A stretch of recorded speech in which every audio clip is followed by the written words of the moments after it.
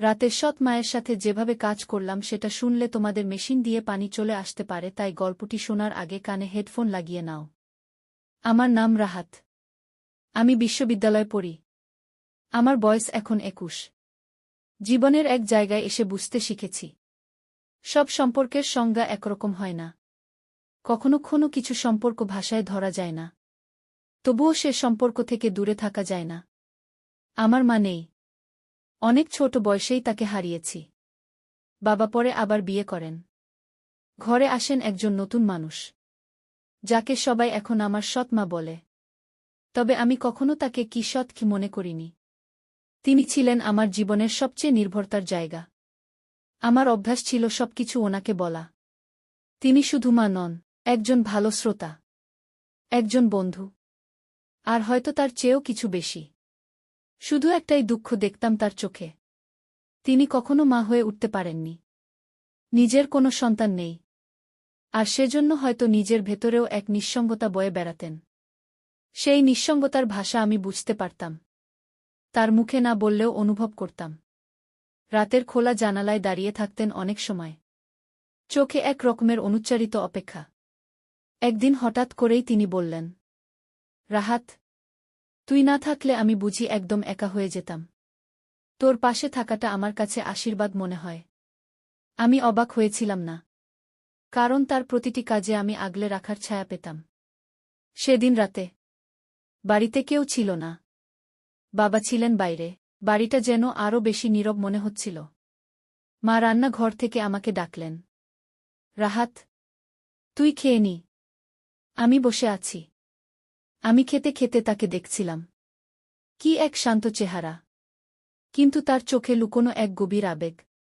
তিনি বললেন, তোর ছোটবেলায় তোর যত্ন নিতে নিতে আমার মন ভরে যেত। তখন বুঝতে পারিনি যে এভাবে তুই আমার জীবনের সবচেয়ে আপন হয়ে উঠবি। আমি কিছু বলিনি, শুধু বললাম, তুমি আছো বলেই আমি নিজেকে আজও আগলে রাখতে পেরেছি। সেই রাতে আমরা অনেক কথা বলেছিলাম, চোখে চোখ রেখে নয়, শুধু হৃদয়ের শব্দে, একটা অনুভূতির ভিতর দিয়ে।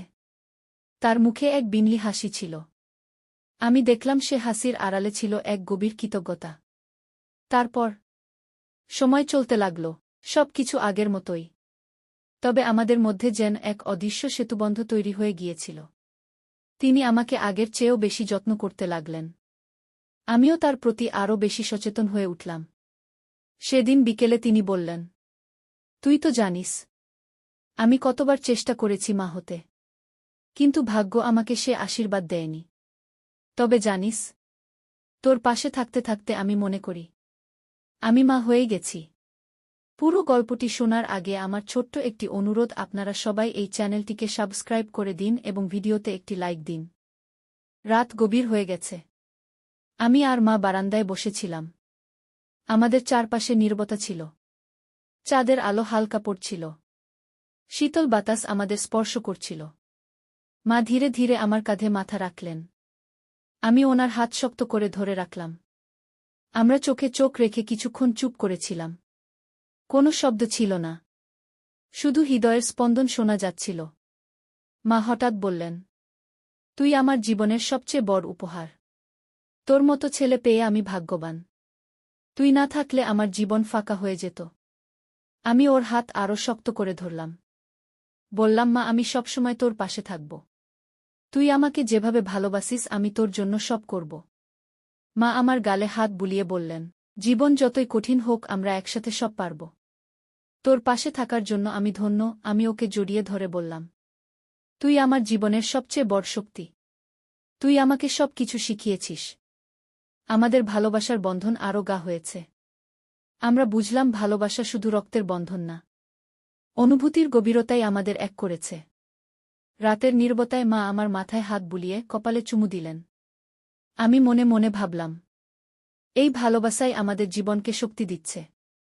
আমরা একসাথে রাত পোহালাম। আমার মনে হচ্ছিল এই ঘর আমার আসল পরিবার। আমাদের সম্পর্ক নতুন অধ্যায় শুরু করেছে। পরের সকালে মা হাসি মুখে উঠলেন। আমি দেখলাম ওনার মন শান্ত, আমরা একে অপরের আশ্রয়। মা বললেন, আজ থেকে আমরা মিলেই এই বাড়িটাকে সুখের ঠিকানা করব। তুই আমার শক্তি, আমি তোর আশ্রয়। আমি মাথা নিচু করে বললাম, মা, আমি সবসময় তোর পাশে থাকব। তুই আমার জীবনের সবচেয়ে বড় প্রেরণা। আমাদের বন্ধন দিনে দিনে আরও শক্ত হল। আমরা একে অপরের জন্য সব সময় ছিলাম। আমাদের সংসার আলোকিত হল। আমরা একসাথে জীবনের প্রতিটি মুহূর্ত পার করলাম। ভালোবাসা আমাদের ঘরকে পূর্ণ করল। তবে সময় পেছনে ফিরে যায় না। আমাদের জীবনে অনেক চ্যালেঞ্জ আসবে জানি। তবুও আমরা একে অপরকে ধরে রাখব। আমাদের সম্পর্কের গভীরতা অটুট থাকবে। আমি জানি মা আমার জীবনের সবচেয়ে বড় উপহার। আমাদের ভালোবাসার এই বন্ধন চিরকাল টিকে থাকবে। আমি বিশ্বাস করি সুখী জীবন আমাদের অপেক্ষায়।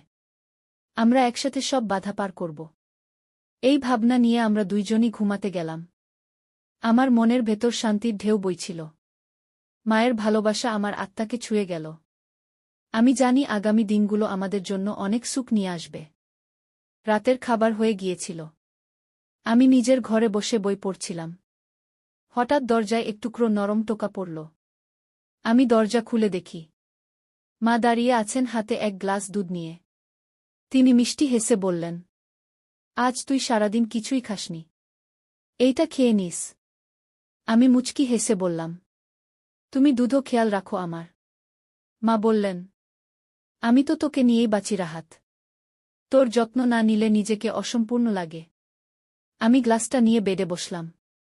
মাও আমার পাশে এসে বসলেন। সেই মুহূর্তে চারপাশ এতটাই নীরব ছিল। শুধু আমাদের দুজনের নিঃশ্বাসের শব্দ আর বাইরের মৃদু বাতাসের সো সো আওয়াজ। আমি হঠাৎ মাকে জিজ্ঞেস করলাম, তুমি কি কখনো কষ্ট পাও যখন কেউ তোমাকে সৎ মা বলে? মা একটু থেমে থাকলেন। তারপর ধীরে বললেন, শুনলে খারাপ লাগে রে, কিন্তু তুই যখন মা বলে ডাকিস সব ভুলে যাই। আমি মাথা নিচু করে বললাম, তোমাকে আমি শুধু মা হিসেবেই দেখি। তুমি তো আমার জীবনের সবথেকে আপন একজন। তিনি হাতটা আমার মাথায় রাখলেন। তপ্ত হাতে আলতো করে চুলে বিলি কাটতে লাগলেন। তারপর বললেন, তুই আমার জীবনের সবচেয়ে বড় পাওয়া। আমার চোখে জল চলে এলো, কিন্তু আমি লুকিয়ে নিলাম। মা তখন বললেন, তুই জানিস রাহাত, তোর বয়স বেড়েছে। তুই এখন অনেক বুঝদার হয়ে গেছিস। তোর সাথে কথা বললে মনে হয় আমার সব দুঃখ কমে যায়। আমি কিছু না বলে শুধু মায়ের হাত ধরলাম। সে হাত ছিল নরম, ভরা ভালোবাসা আর নির্ভরতায় গড়া। মা আমার চোখের দিকে তাকালেন আর বললেন, আমি অনেক সময় চাই তুই আমার চোখের দিকে তাকিয়ে বলিস, তুমি একা না, আমি আছি। আমি তখন চোখে চোখ রেখে বললাম, তুমি একা না মা, তুমি আমার জীবনের সবথেকে গুরুত্বপূর্ণ মানুষ। তারপর মা আমার কাঁধে মাথা রাখলেন। আমরা দুজনেই চুপচাপ হয়ে রইলাম কিছুক্ষণ। নীরবতার মাঝেও যেন কথা চলছিল। মা বললেন, তুই জানিস, রক্তের সম্পর্ক না থাকলেও ভালোবাসা সব সম্পর্ককে ছাপিয়ে যায়। আমি তখন বললাম, তাই তো তোমার প্রতি আমার টান কখনো কমে না। তুমি আছো বলেই আমি আজ এতটা শান্তিতে বাঁচতে পারি। তারপর মা ধীরে উঠে দাঁড়ালেন। আমি ভাবলাম উনি চলে যাবেন, কিন্তু উনি আমার দিকে তাকিয়ে মিষ্টি হেসে বললেন, আজ রাতে তোর ঘরে একটু বসি।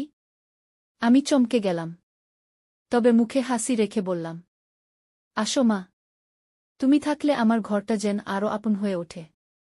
মা ধীরে ধীরে এসে আমার পাশে বসে পড়লেন। হালকা আলোয় ওনার মুখটা আরও কোমল লাগছিল। তিনি বললেন, তুই ঘুমাস না কেন রাহাত? তোর চোখে তো এখনো জাগরণ। আমি বললাম, তুমি পাশে থাকলে ঘুম আসতে সময় লাগে না। মা একটুখানি হেসে বললেন, তুই না একদম ছোটবেলার মতোই রয়ে গেছিস। আমি বললাম, তুমিও তো আগের মতোই আছো। তুমি যত্ন না নিলে আমার চলে না। এরপর তিনি আমার কপালে একটা আলতো চুমু দিলেন, যেমন ছোটবেলায় দিতেন, যার মধ্যে শুধু মায়া আর শান্তির ছোঁয়া ছিল। আমি বললাম, তোমার এই ছোঁয়া আমাকে একদম অন্যরকম করে দেয়। মা হেসে বললেন, তুই থাকিস পাশে সব সময়। তোর মুখটা দেখলে মনে হয় আমি একা না আর। সে রাতে আমাদের মাঝে একটা ভালোবাসার চুপচাপ গল্প হয়ে গিয়েছিল, যেখানে কোনো শব্দ নেই, শুধু অনুভব আর নির্ভরতার ছোঁয়া। আমরা একসাথে ছাদে গিয়ে দাঁড়ালাম কিছুক্ষণ। ভোরের হাওয়া বইছিল। মা আমার হাত ধরলেন। তারপর বললেন, তুই যদি আমার সন্তান না হতি, তবে জীবনটা এত সুন্দর হতো না রে। আমি আস্তে করে বললাম, তুমি ছায়ার মতো পাশে থেকো, আমি আলো হব তোমার জন্য। সেই রাত ছিল আমাদের জীবনের এক মোড় ঘোরানোর সময়।